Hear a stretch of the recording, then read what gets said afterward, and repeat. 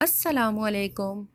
आज मैं आप लोगों के साथ मिनी बिस्किट टार्ट की रेसिपी शेयर कर रही हूँ। ये छोटी सी टार्टलेट शेप में बिस्किट्स हैं और इसकी फिलिंग के लिए आप अपने साथ बच्चों को भी इसमें इन्वॉल्व कर सकती हैं। बच्चे इस तरह की एक्टिविटीज़ को भी बहुत एंजॉय करते हैं और इस तरह की कलरफुल चीज़ें भी उन्हें बहुत ज़्यादा फैसिनेट करती हैं।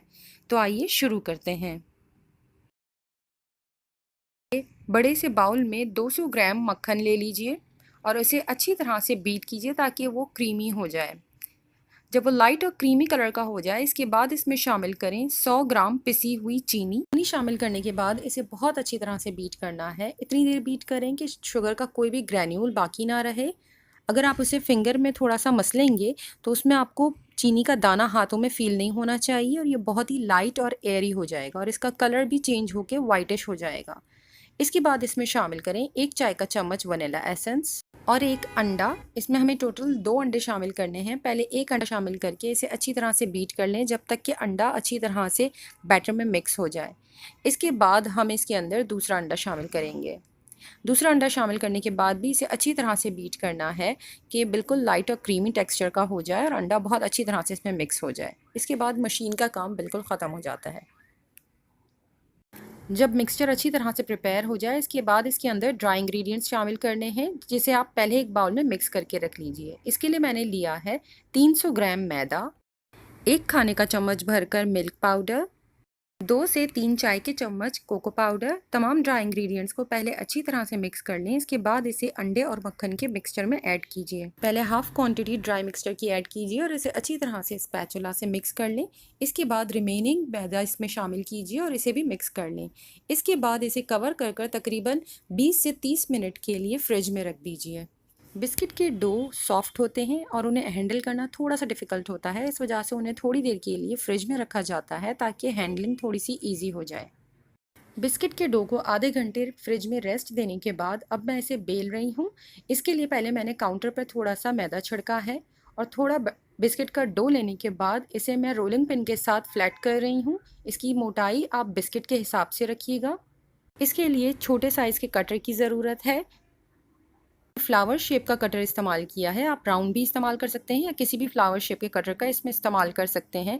इसकी साइज़ आपकी ट्रे के होल के साइज़ के बराबर होनी चाहिए। कटर को मैं पहले ड्राई खुशके में डिप कर रही थी और इसके बाद इससे कट कर रही थी। इससे थोड़ा सा ईजी हो जाता है। इसके बाद मैंने पैलेट नाइफ़ की मदद से इसकी ट्रिमिंग्स को हटा दिया। इसको भी एहतियात के साथ पैलेट नाइफ़ के साथ उठाकर मैं इसे साइड में रखती जा रही हूँ। मैंने इसी तरह से तमाम बिस्किट्स कट कर लिए हैं। मिनी टार्टलेट्स के लिए आप स्टार शेप कटर को भी ट्राई कर सकती हैं। इन मिनी टार्ट्स के लिए मैंने मिनी कपकेक ट्रे का इस्तेमाल किया है। बिस्किट की कटिंग को होल के ऊपर रखकर फिंगर की हेल्प से उसे प्रेस कर दीजिए तो वो कप की शेप में अंदर फिट हो जाएगा। ट्रे को ग्रीस नहीं किया है। तमाम बिस्किट इसी तरह से अरेंज करने के बाद इसे 180 डिग्री पर 15 मिनट के लिए बेक करना है। टाइमिंग और टेम्परेचर आप अपने अवन के हिसाब से ज़रूर चेक कर लिया करें। जब बिस्किट्स बेक होकर निकल आएँ तो उन्हें थोड़ी देर ट्रे में रहने दें और इसके बाद निकाल कर उन्हें वायर रैक के ऊपर ठंडा होने के लिए छोड़ दीजिए। अब इसकी फिलिंग के लिए मैंने लिया है 200 ग्राम डार्क चॉकलेट। आप मिल्क चॉकलेट का भी इस्तेमाल कर सकते हैं। छोटे पीसेज में कट करने के बाद इसे 1 मिनट के लिए माइक्रोवेव में डाल दें ताकि ये अच्छी तरह से मेल्ट हो जाए। जब कम्प्लीटली मेल्ट हो जाए और इसे मिक्स कर लें, इसके बाद इसके अंदर हम शामिल करेंगे 100 gram tetra pack cream. Cream room temperature पर होनी चाहिए और इसे अच्छी तरह से मिक्स कर लीजिए तो ये गनाश फॉर्म में आ जाएगी।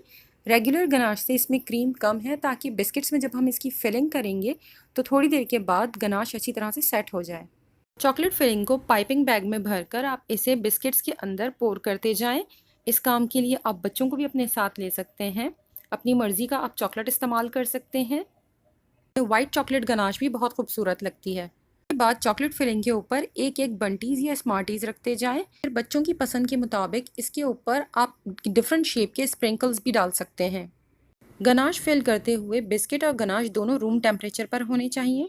बिस्किट में कोको पाउडर का इस्तेमाल इसीलिए कम किया गया था ताकि जब चॉकलेट की फिलिंग की जाए तो वो कलर अच्छा लगे। अगर आप डार्क बिस्किट बनाएंगी तो फिर आप इसमें लाइट कलर के चॉकलेट का इस्तेमाल कीजिएगा। अगर आपको ये रेसिपी पसंद आए तो प्लीज़ लाइक शेयर और कमेंट कीजिए और मेरे चैनल को सब्सक्राइब ज़रूर कीजिए। Thank you.